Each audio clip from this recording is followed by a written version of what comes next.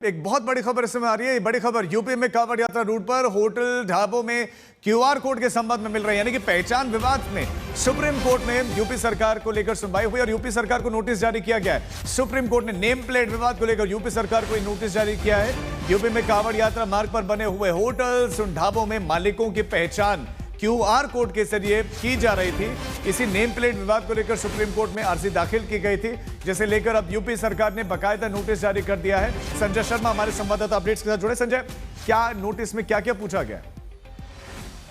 Notice में जो याचिका दायर की गई है उसमें इस तमाम चीजों को सरकार की तरफ से जो कदम उठाए गए, नोटिफिकेशन है जिसमें कांवड़ यात्रा में सड़क के किनारे जितनी दुकानें हैं उन दुकानों के साइन बोर्ड पर क्यूआर कोड होगा। क्यूआर कोड में उसके पूरे नाम, पता और सारी चीजें दर्ज होंगी। अगर दुकानदार अपना नाम नहीं लिखता तो क्यूआर कोड के जरिए कोई भी कांवड़िया उस पर स्कैन करके पता लगा सकता है कि इस दुकानदार का नाम क्या है, और नाम पता होने से उसका धर्म का पता चल जाता है।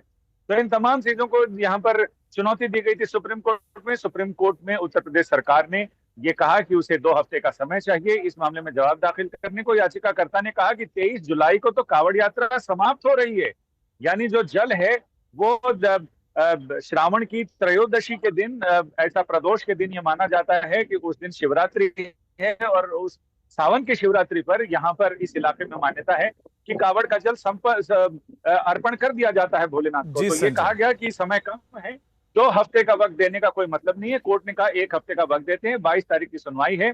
तो यानी कांवड़ यात्रा खत्म होने के 1 दिन पहले सुनवाई होगी।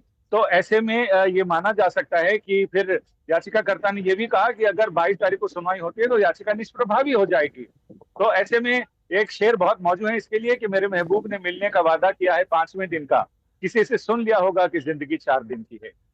क्या बात है संजय, बहुत शुक्रिया आपका इस तमाम जानकारी के लिए।